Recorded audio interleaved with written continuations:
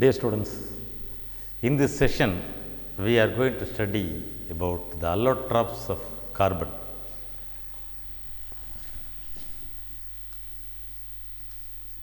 The allotropes of carbon you may be knowing, very common allotropes, which are graphite and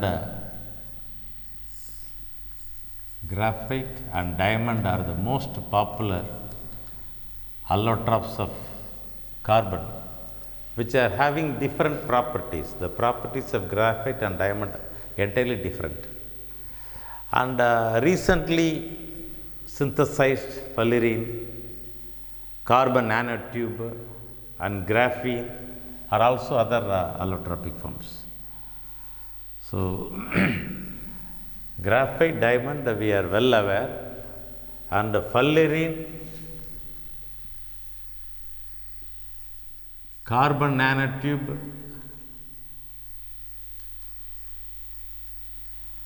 and then graphene. These are the recently developed allotropes, recently synthesized and discovered allotropes. Now let us go into graphite first. Very common, very popular, but we need to understand the property of carbon, graphite. Graphite is soft, conducts electricity, most stable at normal temperature and pressure. All those points we may be knowing very well. Why it is a conductor of electricity, whereas diamond is non-conductor? Diamond is hard, but graphite is soft. Why? What is the reason? So here we know that carbon is having the property of catenation. It can combine with other carbon atoms. When it combines in different manner. The electronic configuration of carbon is 2s2, 2p2. It has 2 electrons in s orbital and 2 electrons in p orbital. In the excited state, 1 electron is promoted here. So it has 1 s orbital and 3 p orbital, 1 s electron and 3 p electrons in the excited state. Here it is getting involved in either sp2 hybridization or sp3 hybridization. sp2 means more or less 3 sp2 hybridization, corners of a regular triangle. And sp3 means it will be tetrahedral, we will be knowing. In graphite it is involved in sp2 and in diamond it is involved in sp3. Here free p electron is available, here free p electron is not available. That is the important difference between graphite and diamond. So in graphite, if you go in for the structure of graphite, since it is sp2 hybridized, the structure more or less goes like this, sheet like structure, hexagon, one with the other continuously. These are all carbon atoms. The corners are carbon atoms. If you consider a particular carbon atom, this carbon atom, sp2 hybridized, sp2 hybridized, sp2 hybridized, sp2 hybridized. So bond angle is approximately 1. It is being extended throughout like a sheet. Like a sheet, it is being extended. Goes on. When several such sheets are formed, which can slide one over other, that's why it is said to be soft. It is held by weak van der Waals force. Before that, each carbon atom is involved in sp2 hybridization. One p orbital is left free. One p orbital is left free, and in p orbital we have electrons. So in the sheet, if all the carbon atom is having one p orbital with an electron in a sheet, what will happen? Above the sheet and below the sheet, we will be getting pi electron cloud. Each p orbital is having 1 electron. That means there will be pi electron above and below the plane. There is a possibility of delocalization also. So, similar to that of benzene, where we have alternate single and double bonds in benzene, we have pi electron cloud above and below, because each carbon atom in benzene is also involved in sp2 hybridization. 2 carbon atoms, 1 hydrogen. Likewise it goes. Pi electron cloud above and below. It is because of that the bond length in benzene is approximately 1.4 angstrom unit. All the carbon. There is no difference in single bond and double bond. The bond length is 1.4 angstrom unit. Likewise here in graphite also, it is more or less having the same carbon bond length, approximately 1.41 angstrom unit. The carbon bond length anywhere. And the distance between the successive sheets, we have layers. If we have a layer next to that, the distance between the successive layers is found to be 3.4 angstrom unit. Successive layers is having 3.4 angstrom unit. Distance between the carbon atom and carbon atom 1.41 angstrom unit. It is similar to that of the bond length in benzene. And it is because of the delocalization of pi electrons, we have pi electron cloud above and below, and we have weak van der Waals force which is keeping these layers together. So carbon atoms, sp2 hybridized carbon atoms in a sheet, sp2 hybridized atoms in another sheet.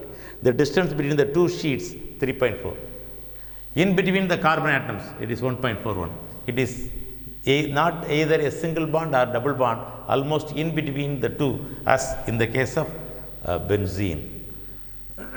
Since we have free pi electrons here in graphite, it conducts electricity. Now if we go for diamond, it is having entirely different structure, where it is involved in sp3 hybridization. And before that, graphite is used. It is because of this soft nature, it is used as a lubricant of its own. And with oil, graphited oil is also used as a lubricant. Mainly it is used as a lubricant. It is a conductor of electricity. These are the things we should know about graphite. And then diamond. Diamond is very hard, as I said earlier. Even it can used to cut diamond glass and very hard rock. Everything can be cut using this diamond. Such a hard material. It is because of the bonding. It is involved in tetrahedral bonding. It gets continued in 3 dimensions. Each carbon atom is tetrahedrali bonded with 4 other carbon atoms. Likewise it goes. It is bonding with one another, and endless combination we can think of. And with this we can have combination. Likewise it goes. So there are several such, in 3-dimensional manner, each carbon atom is linked with another, and therefore the binding is hard. All the 4 carbon atoms are involved in bonding. There is no free electron available here. Where? In diamond. Therefore, it cannot conduct electric current because it is not having any free electron. The carbon bond length here is found to be 1.54 angstrom unit, unless here in graphite 1.41 only. Why the difference? It is single bond. It is neither single nor double because of delocalized pi electrons above and below the carbon sigma bonds. We have 1, 2, 3 sigma bond, whereas here all are sigma bonds. All the 4 are sigma bonds here. Here 3 sigma bonds only. 1, 2, 3. 4th one may be pi electron cloud. That's why the bond get reduced slightly. It becomes 1.41. And then in the case of diamond, it is because of the sharp edge. It is used to cut glass. It is used to make bore. It is used to drill a rock, and these are all the important points under diamond.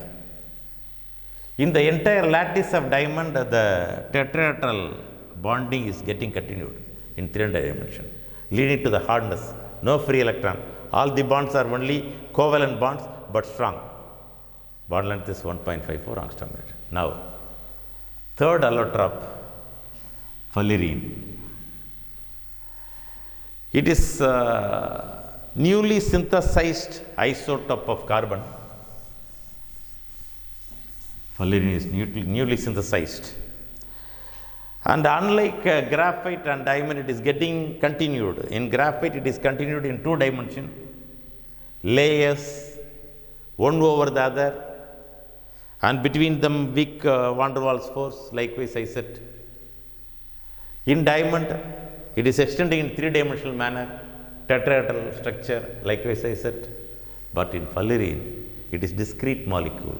It can be C32, C50, C60, C70, C76, etc. Likewise, several number of atoms of carbon can get combined to give a molecule, individual molecule, discrete molecule. It is of the form soccer ball. It is referred as Buckminster fullerene or buckyball. Buckyball. Buckminster fullerene. It is just like a soccer ball where carbon atoms may be 26 membered rings. 26 membered rings. If you look at a football or volleyball, we'll be making points like this. These are all stitches. But here, 6 membered carbon atom. There may be 26 membered carbon atoms. And 5 membered carbon atoms like this. 1, 2, 3, 4 and 5. 5 membered carbon atoms. About 12 5 membered carbon atoms. So 26 membered rings and 12 5 membered rings making a ball, making a discrete molecule, single molecule, that is known as buckyball or Buckminster fullerene. It is a synthetic allotrope. Discrete molecule, you should imagine a ball. I didn't draw here. It is given in your book. It is looking like a ball. The thing is, it may be of different number of carbon atoms. It may have 6 membered rings or 5 membered rings. They are fused together. Here it is sp2 hybrid. Just see. It is sp2 hybridization. It is not sp3 hybridization. Since sp2 hybridized, 3 sigma bonds. And there should be one p orbital remaining for pi bond. Therefore, here it can conduct electric current. Why it can conduct electric current? Because of free electron in p orbital. One p orbital is left, it is involved in only sp2 hybridization. If it is involved in sp2 hybridization, one p orbital is left free with each carbon atom, and that electron can conduct electric current. And here the bond length again similar to the bond length of in graphite, 1.41 angstrom unit. There we set 1.40, 1.41 more or less similar. But carbon-carbon bond length is still shorter. If it is carbon-carbon, it is 1.38 angstrom unit only. Unlike carbon-carbon double bond, we have 1.41 showing aromatic nature, just like in the case of benzene. In the case of benzene, it is 1.40. It is in benzene, it is 1.40. Graphite 1.41, here also 1.41 angstrom unit only. All right. So benzene, it is because of aromatic character, alternate single and double bonds. It is in between single and double bond. It shows carbon-carbon bond length of 1.4. Just like that, in Buckminster fullerene, in soccer ball, we have carbon-carbon bond length this much. Free electron conducts electricity, sp2 hybridization, pi bond is present because p orbitals are remaining, and therefore it shows pi bonding. And then next allotropic form is carbon nanotube. The carbon nanotube is also recently discovered isotope of carbon. It is having graphite-like tube with fullerene end. Graphite-like tube with fullerene end. Both are made of sp2 hybridization. Both graphite as well as fullerene. sp2 hybridization. Bond length 1.41 only. Conduct electricity, and therefore naturally the carbon nanotube having the tube, graphite tube with fullerene end. Graphite tube with fullerene end is carbon nanotube. It also conducts electric current because of sp2 hybridization left with the p electron, and along the axis it is stronger than steel. And then the carbon nanotube is used in nanoscale electronics, catalysts, polymers, medicine, etc. So, carbon nanotube is amalgamation of these two, graphite tube, fullerene end. Both of them are involved in sp2 hybridization, therefore here also sigma bond, free pi electron, carbon-carbon bond length 1.41 angstrom unit, and the important applications of nanoscale electronics, catalyst, polymer, and in medicine. Finally, graphene. Graphene is a single planar sheet of sp2 hybridized. Here also sp2 hybridization. Therefore, it can conduct electric current. And they are densely packed honeycomb crystal. It is more or less like honeycomb crystal, it is closely packed. As in the case of graphite or fullerene or in carbon nanotube, here also we have only this hexagonal arrangement because of sp2 hybridization. Free pi electron is available, and only in diamond we have sp3. Don't forget, only in diamond is sp3, hard and will not conduct electric current, but all the other more or less similar, little bit variation only. Since these are all recently developed, they are more or less from graphite, and diamond like isotope we didn't see. That is about the important allotropes of graphite. Thank you. Allotropes of carbon.